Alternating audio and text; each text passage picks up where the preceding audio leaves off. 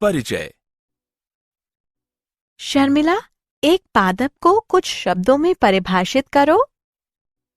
यह प्लांटी जगत का प्रत्येक सदस्य बहुकोशिकीय अवयवों का बना होता है और प्रकाश संश्लेषण की प्रक्रिया द्वारा अपना भोजन स्वयं बनाता है। शर्मिला, अब मुझे बताओ कि पादप अन्य जीवों से किस तरह भिन्न है? हाँ, पादप बहुकोशिकीय, स्थलीय, अचल प्रकाश संश्लेषी और स्वपोषी होते हैं। कुछ पादप जलीय होते हैं, ज्यादातर समुद्री, जैसे लाल, भूरे और हरे शैवाल। हाँ, इनमें से कुछ स्थलीय या भूमि पर उगने वाले पादप हैं। भूमि पर उगने वाले पादपों को आगे निम्न प्रभागों में बांटा गया है: थैलोफाइटा, ब्रायोफाइटा और ट्रैकियोफाइटा। तो आओ इस अध्याय में हम वनस्पति जगत की विस्तार से चर्चा करें।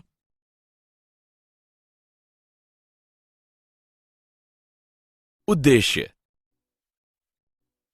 इस पाठ के अंत में आप निम्न करने में सक्षम हो जाएंगे: पादपों को परिभाषित करना, विभिन्न प्रकार के पादपों के बारे में जानना, वर्गीकरण की विभिन्न प्रणालियों को समझना, वनस्पति जगत में विभिन्न समूहों के बारे में जानना, शैवाल के मुख्य लक्षणों का अध्ययन करना, ब्रायोफाइट के मुख्य लक्षणों का अध्ययन करना, टेरिडोफाइट के मुख्य लक्षणों का अध्ययन करना।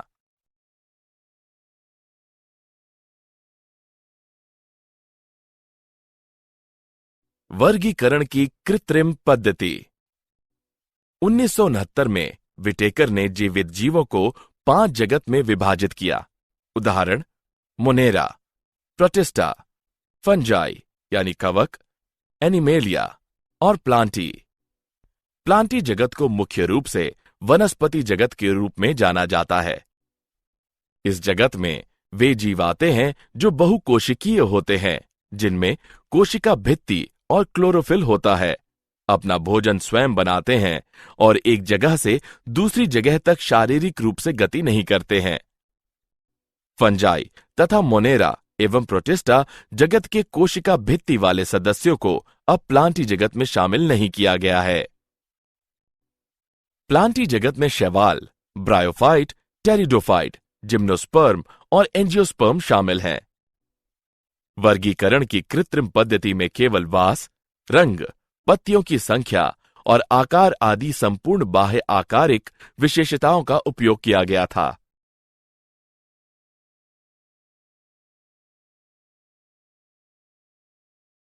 वर्गीकरण की प्राकृतिक पद्धति। वर्गीकरण की प्राकृतिक पद्धति जीवों के बीच प्राकृतिक संबंधों पर आधारित था तथा बाह्य गुणों के साथ साथ आंतरिक गुणों जैसे परारचना, शरीर, भ्रूण विज्ञान और पादप रसायन के रूप में समझा जाता है। पुष्पी पौधों के लिए वर्गीकरण की प्राकृतिक पद्धति को जॉर्ज बेंथम और जोसेफ डाल्टन हुकर ने सुझाया था।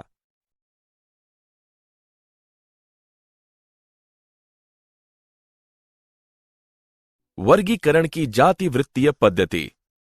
वर्गीकरण की जातिवृत्तीय पद्धति, जो विभिन्न जीवों के बीच विकासीय संबंधों पर आधारित है, स्वीकार्य है। इस पद्धति के अनुसार जीव समान टैक्सा के सदस्य हैं, जिनके पूर्वज एक ही थे।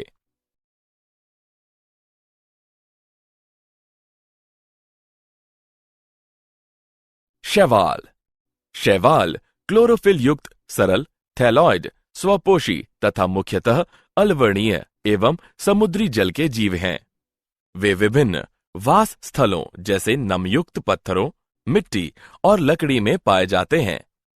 कुछ शैवाल कवक यानी लाइकन और जंतुओं के संगठन में भी पाए जाते हैं।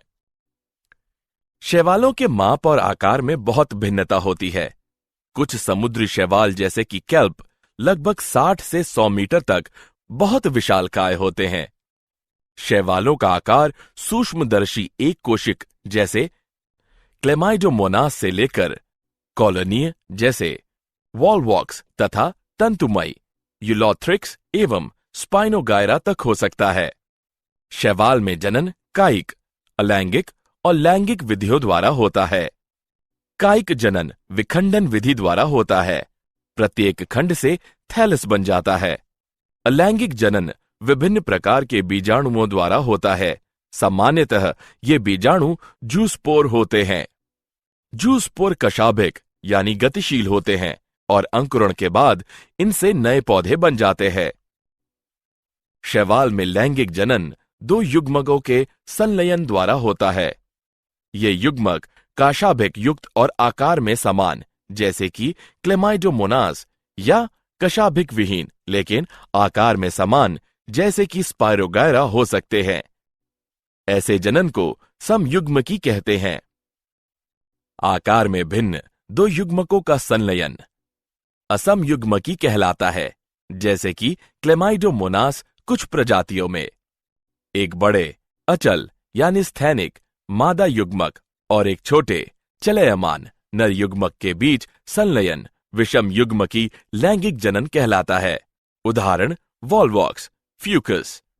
शैवाल मनुष्यों के लिए कई तरह से बहुत उपयोगी हैं।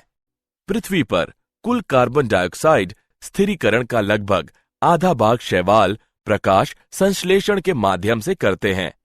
प्रकाश संश्लेषी जीव होने के कारण शैवाल अपने आसपास के पर्यावरण में घुलित ऑक्सीजन का स्तर बढ़ा देते हैं। शैवाल ऊर्जा युक्त यौगिकों के प्राथमिक उत्पादक होने के कारण बहुत महत्वपूर्ण है, क्योंकि ये सभी जलीय जंतुओं के खाद्य चक्रों का आधार हैं। पोरफायरा, लेमिनेरिया तथा सरगासम की बहुत सी प्रजातियां, जो समुद्र की 70 प्रजातियों में से हैं, भोजन के रूप में उपयोग की जाती हैं।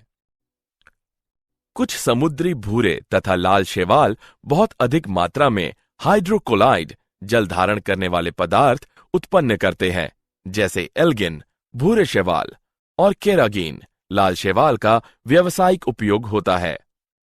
जिलेडियम तथा ग्रेसिलेरिया से एगार प्राप्त होता है, जिसका उपयोग सूक्ष्म जीवों के संवर्धन में तथा आइसक्रीम और जेली बनाने में किया जाता है। क्लोरेला और स्प्रूलाइना एक कोशिक शैवाल है।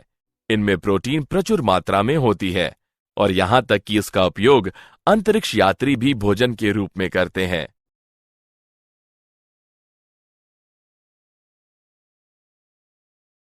शैवाल का वर्ग क्लोरोफाइसी। शैवाल को 3 मुख्य वर्गों में विभाजित किया गया है: क्लोरोफाइसी, फियोफाइसी और रोडोफाइसी। क्लोरोफाइसी के सदस्यों को प्रायः हरा शैवाल कहते हैं। इनका पादप शरीर एक कोशिकीय कॉलोनी में अथवा तंतुमय हो सकता है। वर्णक क्लोरोफिल पर्णहरिम ए तथा बी के प्रभावी होने के कारण इनका रंग हरी घास की तरह होता है। ये वर्णक सुस्पष्ट क्लोरोप्लास्ट में सीमित होते हैं। विभिन्न प्रजातियों में क्लोरोप्लास्ट डिस्क प्लेट की तरह जालिकाकार, कप के आकार, सप्रिल या रिबन के आकार के हो सकते हैं।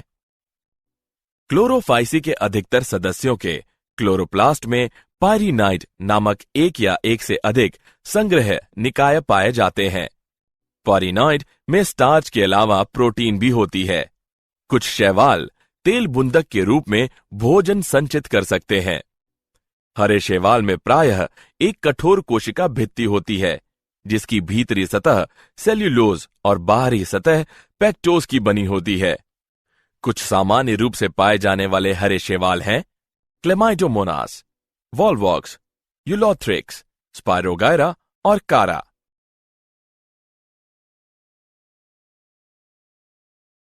शैवाल का वर्ग फियोफाइसी। फियोफाइसी या भूरे शैवाल के सदस्य मुख्यतः समुद्री आवास में पाए जाते हैं। उनके आकार और रूप में बहुत भिन्नताएं होती हैं। ये सरल शाखित तंतुमयी रूप जैसे एक्टोकाप्रस से लेकर सघन शखित रूप जैसे केल्प तक हो सकते हैं, जिसकी ऊंचाई 100 मीटर तक हो सकती है। इनमें क्लोरोफिल ए, सी, कैरोटीनाइड और जैंथोफिल होता है। इनका रंग जैतूनी हरे से लेकर भूरे के विभिन्न शेड तक हो सकता है। ये शेड इनमें उपस्थित जैंथोफिल वर्णक फ्यूकोजेंथिन की मात्रा पर निर्भर करते हैं। भोजन जटिल कार्बोहाइड्रेट के रूप में संचित होता है, जो लेमिनेरिन या मैनिटोल के रूप में हो सकता है। कायिक कोशिकाओं में सेल्यूलोज से बनी कोशिका भित्ति होती है, जिसके बाहर की ओर सामान्यतः एल्जिन का जिलेटिन अस्तर होता है। पादपकाय प्रायः संलग्न द्वारा अधस्तर सबस्ट्राटम से जुड़ा रहता है। इसमें एक वृत्त तथा पत्ती की तरह का प्रकाश संश्लेषी अंग फ्रॉन्ड होता है। इसके सामान्य सदस्य हैं एक्टोकाप्रस, डिक्टियोटा, लेमिनेरिया, सरगासम तथा फ्यूगस हैं।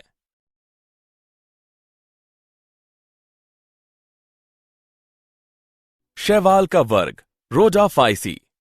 रोडोफाइटा को सामान्य रूप से लाल शैवाल कहते हैं, क्योंकि इनमें शरीर के लाल वर्णक R-फाइकोएरिथ्रिन की अधिकता होती है।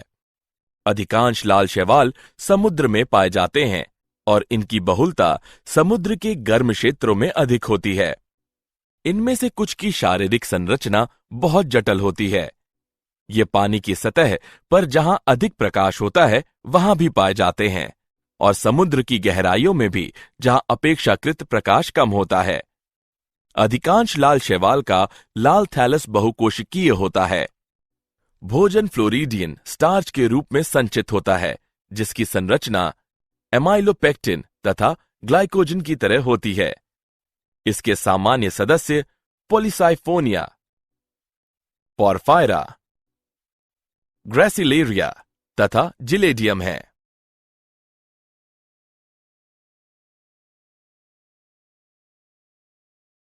ब्रायोफाइट। ब्रायोफाइट वनस्पति जगत के जल स्थल चर्बी कहलाते हैं, क्योंकि ये पौधे भूमि पर भी जीवित रह सकते हैं, लेकिन लैंगिक जनन के लिए जल पर निर्भर करते हैं। ब्रायोफाइट में विभिन्न मांस और लिवरवर्ट आते हैं, जो प्रायः पहाड़ियों के नम छायादार क्षेत्रों में पाए जाते हैं। ब्रायोफाइट प्रायः नम, सीलन यानी आर्द्र तथा छायादार स्थानों में पाए जाते हैं। ब्रायोफाइट नग्न चट्टानों, मृदा पर पादप अनुक्रमण में महत्वपूर्ण भूमिका निभाते हैं। ब्रायोफाइट का पादपकाय थैलस की तरह और शयान अथवा सीधा होता है तथा एक कोशिक अथवा बहुकोशिक मूलाभ द्वारा सबस्ट्राटम से जुड़ा रहता है। ब्रायोफाइट में वास्तविक मूल, तना अथवा पत्तियां नहीं होती हैं। इनमें मूलसम, पत्तिसम तथा तनासम संरचनाएं होती हैं। ब्रायोफाइट की मुख्य पादपकाएं अगुणित होती हैं। ये युग्मक उत्पन्न करते हैं, इसलिए युग्मोदिभत कहलाते हैं। ब्रायोफाइट में लैंगिक अंग बहुकोशिकीय होते हैं। नर लैंगिक अंग पुंधानी कहलाते हैं। ये द्विकशाभिक पुमंग उत्पन्न करते हैं। मादा लैंगिक अंग को स्त्रीधीनी कहते हैं। यह फ्लास्क के आकार का होता है, जिसमें एक अंड होता है। पुमंग को पानी में छोड़ दिया जाता है, जहां ये स्त्रीधानी के संपर्क में आते हैं।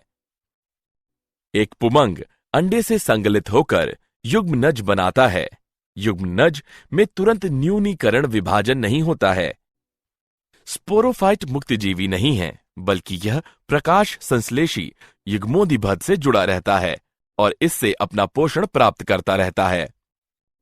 स्पोरोफाइट की कुछ कोशिकाएं अगुणित बीजाणु उत्पन्न करने के लिए न्यूनीकरण विभाजन यानी अर्धसूत्रण करती हैं। यह बीजाणु अंकुरित होकर युग्मगादिभत में विकसित हो जाते हैं।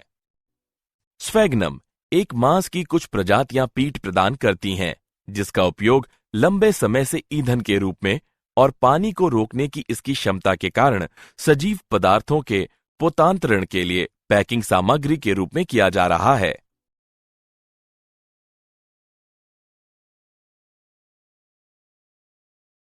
लीवरवर्ट। ब्रायोफाइट लीवरवर्ट और मांस में विभाजित हैं।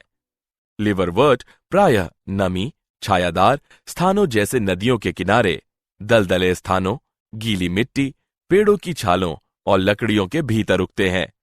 ये भूमि पर हरी कोशिकाओं की चिकनी परत बनाते हैं। लीवरवर्ट छोटे साधारण गैर संवहनी पादप हैं, जिनमें मूल, तने या पत्तियां नहीं होती हैं। एक लीवरवर्ट का पादपकाय थैलासाब होता है, जैसे मार्केंशिया। थैलस पृष्ठाधर और अधःस्तर से बिल्कुल चिपके रहते हैं। पत्तीदार सदस्यों में पत्ती की तरह छोटे उपांग तने जैसी संरचनाओं पर 2 पंक्तियों में होते हैं।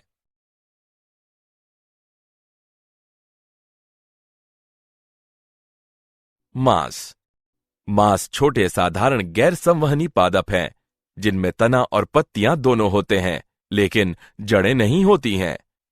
मांस गैर संवहनी माने जाते हैं और लिवरवर्ट के साथ वर्गीकृत हैं, क्योंकि इनके संवहन ऊतक बहुत साधारण होते हैं।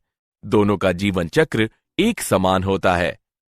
लाइकेन समेत मांस सर्वप्रथम ऐसे जीव हैं जो चट्टानों पर उगते हैं और इसलिए इनका पारिस्थितिक दृष्टि से बहुत महत्व है। इन्होंने उच्च पादपों की वृद्धि हेतु उचित अधस्तर बनाने के लिए चट्टानों को अपघटित किया। चूंकि मांस मिट्टी पर एक सघन परत बना देते हैं, इसलिए वर्षा की बौछारें मृदा को अधिक हानि नहीं पहुंचा पाती और इस प्रकार ये मृदा अपक्षरण को रोकते हैं। मांस के सामान्य उदाहरण फ्यूनेरिया, पॉलीट्राइकम और स्पैग्नम हैं। मांस जंतुओं के लिए भोजन के रूप में भी उपयोग किया जाता है, जैसे स्नेल यानी घोंघे और वर्म यानी कीड़े मांस खाते हैं। ये मिट्टी को बहने से रोकने में भी सहायता करते हैं। कुछ मांस चट्टानों पर उगते हैं और उसे मिट्टी में अपघटित कर देते हैं। मिट्टी में पानी की मात्रा में वृद्धि करने के लिए पीट मांस को मिट्टी में मिलाया जाता है।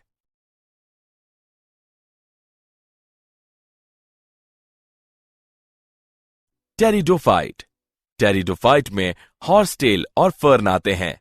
टेरिडोफाइट का उपयोग औषधीय प्रयोजनों के लिए और मृदा योजक के रूप में किया जाता है। ये प्रायः सजावटी पौधे के रूप में उगाए जाते हैं। विकास की दृष्टि से ये स्थल पर उगने वाले सर्वप्रथम पौधे हैं, जिनमें संवहन, ऊतक, जाइलम और फ्लोएम होते हैं।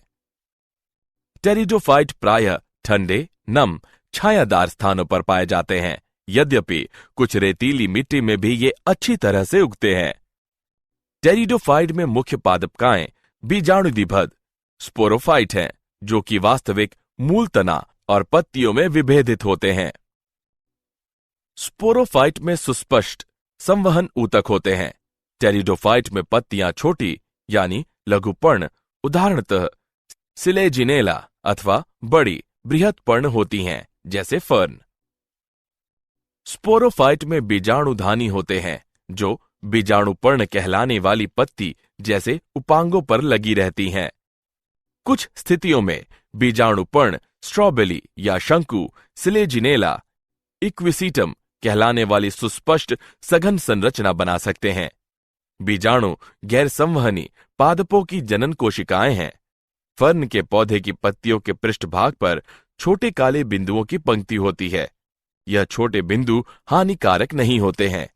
इनमें बीजाणु कहलाने वाली असंख्य छोटी जनन कोशिकाएं होती हैं। बीजाणुधानी में बीजाणु मात्र कोशिकाओं में अर्धसूत्री विभाजन होने के कारण बीजाणु उत्पन्न होते हैं।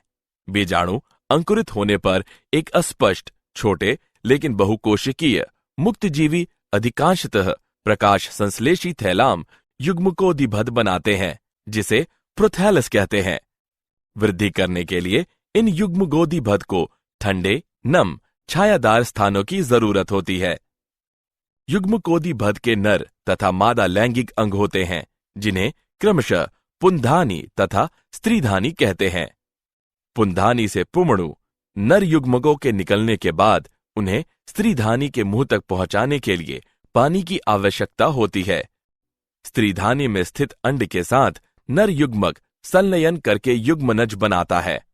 उसके बाद युग्मनज एक बहुकोशिकीय सुस्पष्ट स्पोरोफाइट बन जाता है, जो टेरिडोफाइट की प्रभावी अवस्था है। अधिकांश टेरिडोफाइट में जहां बीजाणु एक ही प्रकार के होते हैं, उन पौधों को समबीजाणु कहते हैं। सिलेजिनेला और साल्विनिया जैसे वंश जिसमें 2 प्रकार के बृहद तथा लघु बीजाणु उत्पन्न होते हैं, जो विषम बीजाणु कहलाते हैं। टेरिडोफाइट को आगे 4 वर्गों में वर्गीकृत किया गया है। Psilopsida, Psilotum, Lycopsida, Selaginella Lycopodium, Sphenopsida, Equisetum, Pteropsida, Dryopteris, Pteris, एडिएंटम।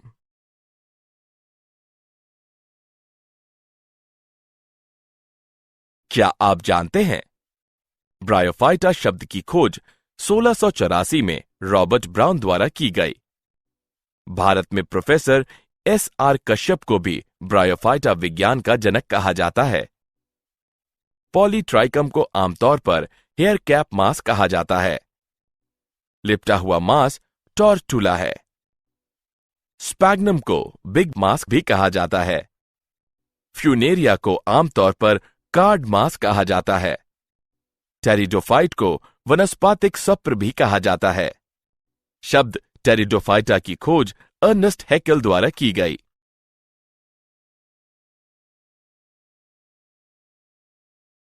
सारांश। आइए हमने जो कुछ सीखा है उसे संक्षेप में दोहराएं।